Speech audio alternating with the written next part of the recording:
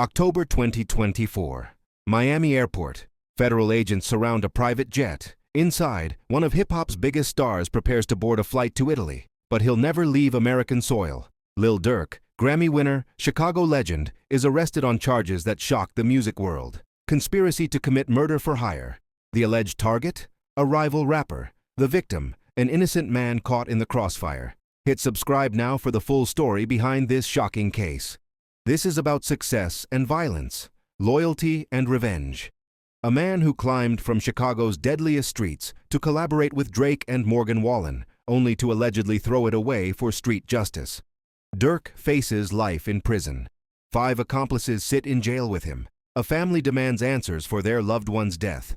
How did we get here? It begins with his protege, a rising star whose murder allegedly set everything in motion. Comment: have you followed this case?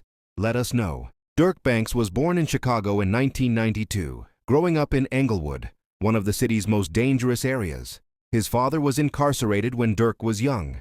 Music became his escape. By his late teens, he was releasing mixtapes about Chicago's street life. He founded OTF, Only the Family. His breakthrough came with drill rap. Songs like Dis Ain't What You Want resonated with millions. By 2024, he was a mainstream star with a Grammy and Platinum records. Success couldn't erase his past. To understand this case, know about King Von. Born Davon Bennett in 1994, Von grew up in the same Chicago neighborhoods as Durk. He was affiliated with the Black Disciples and faced multiple legal troubles, including murder charges eventually dropped. But Von had talent, raw storytelling that captivated listeners. Durk signed him to OTF in 2018. Their bond was more than business. Durk became a mentor. Von's career exploded. His debut album and Crazy Story made him drill rap's brightest star. Then came November 6, 2020. Comment: were you a King Von fan? His death shocked hip-hop. November 6, 2020. King Von and his crew were outside Monaco Hookah Lounge in Atlanta when they encountered Quando Rondo and his crew. Quando Rondo was another rising rapper with history with Von's circle. What started as a confrontation escalated within seconds. Punches were thrown, then guns. Surveillance footage captured the chaos as multiple people fired weapons. When the gunfire stopped, King Von had been shot multiple times. He died from his injuries. He was only 26. Quando Rondo's associate, Lul Tim, claimed self-defense. Turn on notifications for our King Von and Quando Rondo beef deep dive. Durk's grief was public and overwhelming. He posted emotional tributes calling Von his twin and brother. At Von's funeral, Durk was visibly devastated. His music reflected his pain.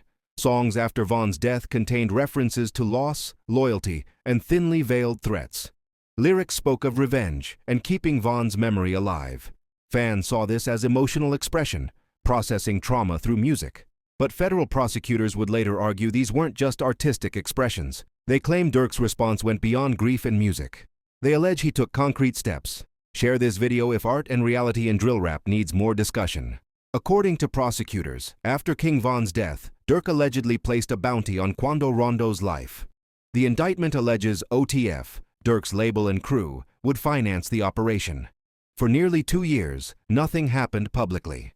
Durk's career soared. He released successful albums, toured internationally, and collaborated with mainstream artists. His 2022 album, 7222 debuted at #1. To fans and the industry, Durk had moved on. He focused on music and family. But according to federal authorities, a plan was allegedly taking shape. Phone records and financial transactions tell a different story. Comment: does 2 years of planning make the alleged crime more calculated? August 19, 2022. Nearly 2 years after King Von's death, 5 men board flights from Chicago to Los Angeles. Their names: Kayvon Grant, DeAndre Wilson, Keith Jones, David Lindsay, and Asa Houston. According to the federal indictment, these weren't tourist trips. Prosecutors allege these 5 men were OTF associates sent to Los Angeles with one mission: find and kill Quando Rondo. The indictment claims the flights were purchased using OTF funds, credit cards connected to Durk's organization. Once in Los Angeles, prosecutors say the 5 began tracking Quando Rondo's movements, waiting for the right opportunity. Hit like if you're learning new details about this case. The attack came at a gas station in broad daylight. Security cameras captured everything. As Quando Rondo pumped gas, a car suddenly pulled up. Multiple shooters opened fire, unleashing bullets. Rondo's vehicle was struck repeatedly. Glass shattered, metal tore. But Quando Rondo survived, diving for cover. His 24-year-old cousin, Xavier Robinson, wasn't as fortunate. Robinson, who was with Rondo that day, was struck by gunfire. He died from his injuries. The shooters fled immediately. Los Angeles police launched an investigation, but initially it seemed like another unsolved gang shooting. Federal investigators were already watching. Share your thoughts about Xavier Robinson and his family's loss. For 2 years after the shooting, federal investigators worked quietly. They subpoenaed financial records from OTF. They analyzed flight manifests and credit card transactions. They pulled phone records showing communication patterns between suspects and OTF associates. They interviewed witnesses. They collected surveillance footage from multiple locations. They built a timeline showing the 5 suspects' movements from Chicago to Los Angeles and their alleged tracking of Quando Rondo. The evidence allegedly showed coordination, planning, and financing. But investigators wanted more than the 5 shooters. They were building a case against Lil Durk. Subscribe so you don't miss our breakdown of the evidence when trial begins. October 24, 2024. Coordinated federal raids across Chicago. Agents arrested all 5 alleged shooters.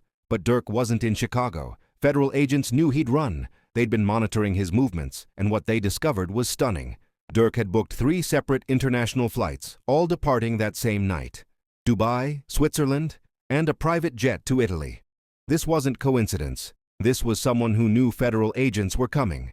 But the FBI was already in position. They tracked Durk to South Florida, near Miami Airport. 1 hour before departure, agents moved in. Durk was arrested. Comment: do you think Durk knew the arrest was coming? Evidence suggests yes. The charges were severe. Durk was indicted on conspiracy to commit murder for hire resulting in death. If convicted, he faces potential life in federal prison. The indictment laid out the government's theory that Durk, as OTF's leader, used his organization's resources to finance and coordinate a revenge killing, that he allegedly conspired with the 5 co-defendants to track, stalk, and murder Quando Rondo in retaliation for King Von's death. Even though Rondo survived, Xavier Robinson's death made this murder for hire resulting in death one of the most serious federal charges possible. At his court appearance, Durk pleaded not guilty.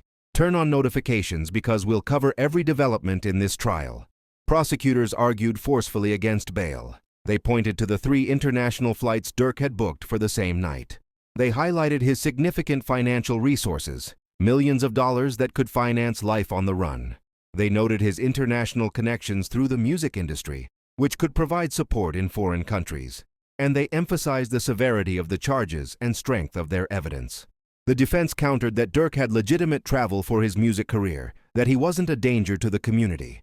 The judge sided with prosecutors. Bail was denied. Durk would remain in federal custody pending trial. Comment: do you think the judge made the right call given the flight evidence?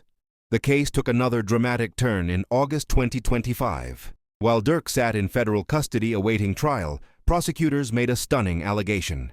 According to authorities, Durk was found in possession of an Apple Watch with cellular capability while incarcerated. This device can make calls, send messages, and access the internet independently. But here's what made headlines. Prosecutors claim that when officials attempted to seize the device, Durk tried to destroy it. Federal detention facilities strictly control inmate communications to prevent witness tampering. An unauthorized cellular device represents a serious security breach. Prosecutors argued this proved Durk was willing to violate rules even behind bars. Share this video with anyone following high-profile criminal cases. Details matter at trial. Durk isn't alone in this case. His 5 alleged co-conspirators face similar charges. Conspiracy to commit murder for hire resulting in death.